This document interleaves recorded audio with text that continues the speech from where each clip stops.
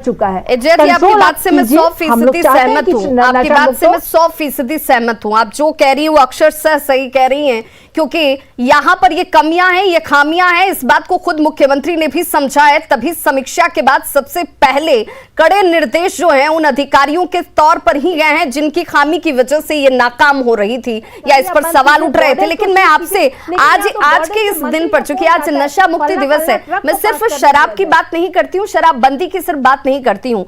मैंने इसीलिए इस शब्द का इस्तेमाल किया कि आप एक मजबूत विपक्ष हैं।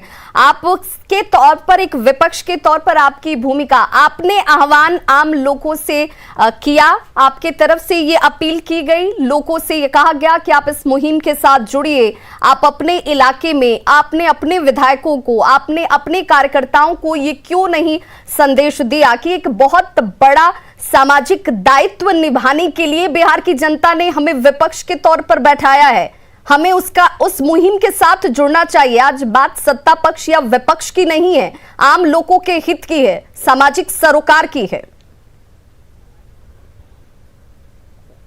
बिल्कुल विभा जी, शराब मुक्त हो बिहार, हम लोग चाहेंगे कि ये मैसेज जाए। लेकिन अगर आप बिहार के अंदर शराब बनवा रहे हैं, आप बिहार के अंदर तस्करी के रूप में ट्रक का ट्रक शराब भिजवा रहे हैं, अभी न्यूज़ 18 के इस स्क्रीन से ही कह दीजिए 11 बजे से शपथ ग्रहण शुरू होने वाला है। जय जी, आप इस स्क्रीन के जरिए ही कम से कम अपने कार्यकर्ताओं से, विधायकों से, सबसे अपील जरा कीजिए आम लोगों से कि भाई ये किसी पार्टी विशेष का विषय नहीं है, ये हर किसी की जान का विषय है, उसके मान सम्मान का विषय है, विकास का विषय है। साथ खड़े होइए, शपथ लीजिए, आप जहां हो, जिस परिस्थिति में हो।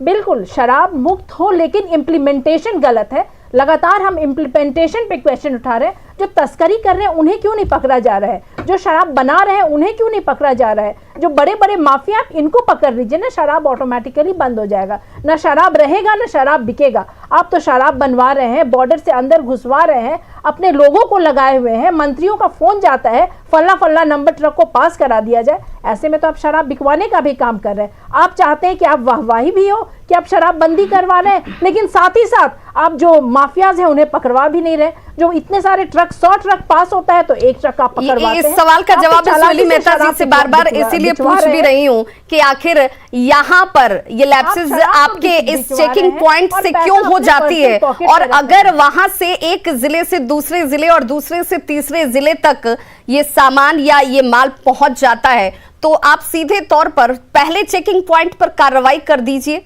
जिससे ये लाउड और क्लियर मैसेज सभी तक पहुंच जाए कि इस बार अगर आपने इसमें कोई भी कोताही की तो आप बचेंगे नहीं, सीधे तौर पर आपके ऊपर कार्रवाई होगी। शिल्पी सिंह सामाजिक कार्यकर्ता हमारे साथ है। मैं चूंकि आज समाधान पर बातचीत करना चाहती हूं, क्योंकि एक एक कोशिश हम सबकी अगर मिलकर, हमने कुछ लोगों को भी ये क्लियर मैसेज दे दिया कि आप इससे दूर रहिए, ये आपके जीवन को बर्बाद करता है, तो ये सबसे बड़ी भूमिका होगी। शिल्पी सिंह जी सामाजिक कार्यकर्ता है, आप ग्राउंड पे पहुंचती हैं, लोगों के बीच होती है, उनकी मनोभावनाओं को समझती हैं। क्या किया जाना चाहिए शपथ के साथ साथ हम सबकी भूमिका के तौर पर क्या हो?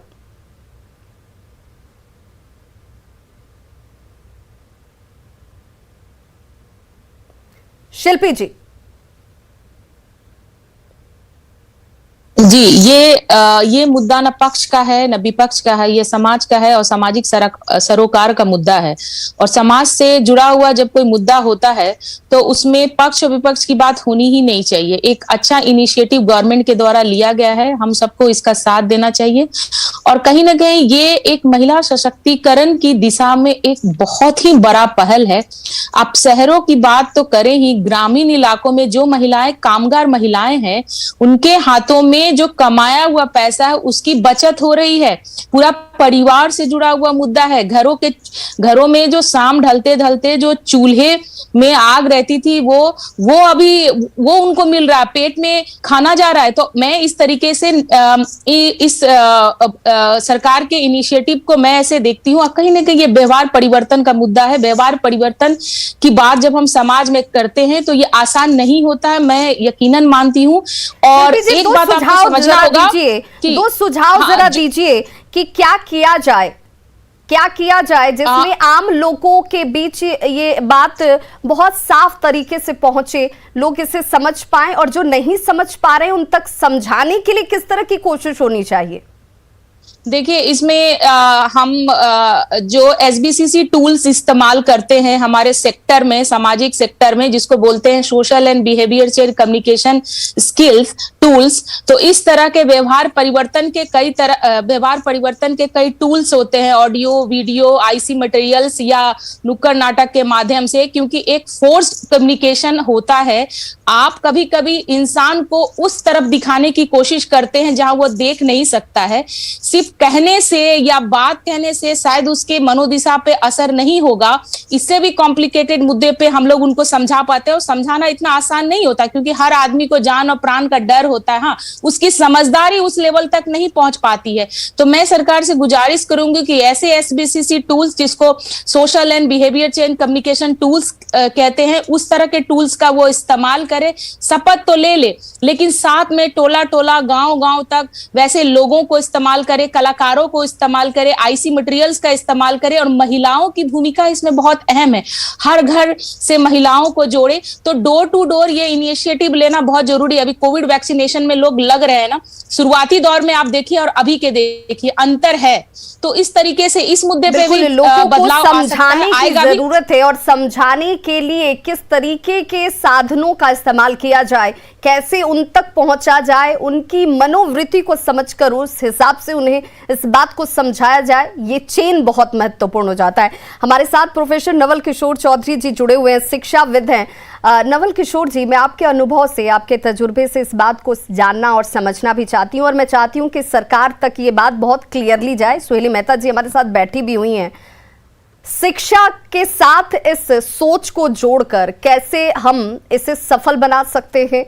न्यू जनरेशन जो पौध अभी खड़ी हो रही है, उस पौध को ये विचारों में ही डाला जाए कि इसे लेकर हमारे आज की एक कोशिश जो है छोटी ही सही हो, लेकिन ये आने वाले वक्त में एक बड़ा बदलाव लाएगी। इसे किस रूप में तैयार किया जाए, कैसे सोचा और समझा जाए?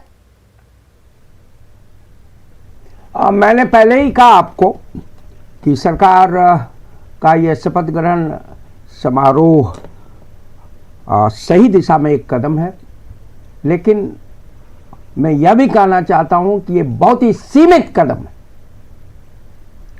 आप मनुष्य के स्वभाव पर आज नहीं, सदियों से रिसर्च हुए, फिलोसफिकल वर्क्स है।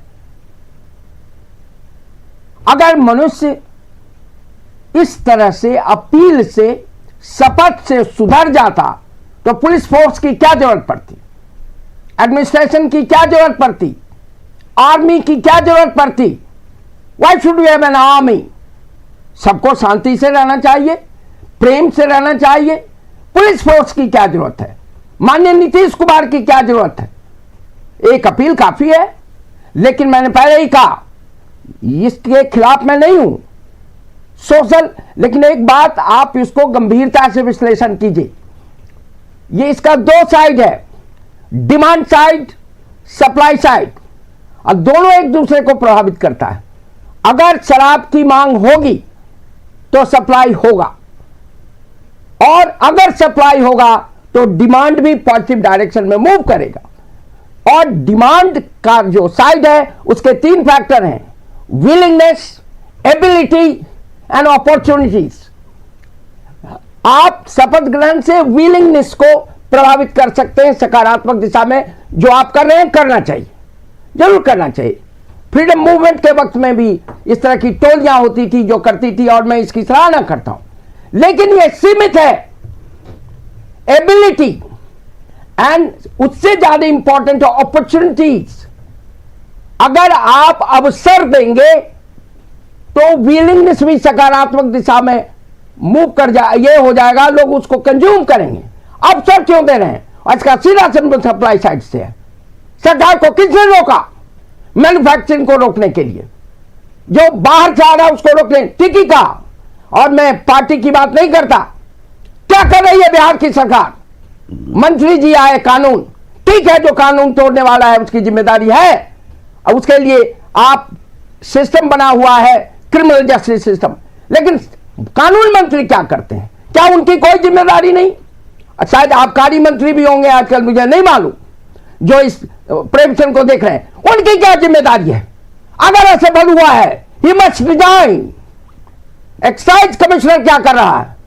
और मैं जानना चाहता हूं सरकार से, अगर कानून लागू नहीं हो रहा तो इस कानून को लागू करने की जिम्मेदारी माननीय मुख्यमंत्री को छोड़कर किस पर है?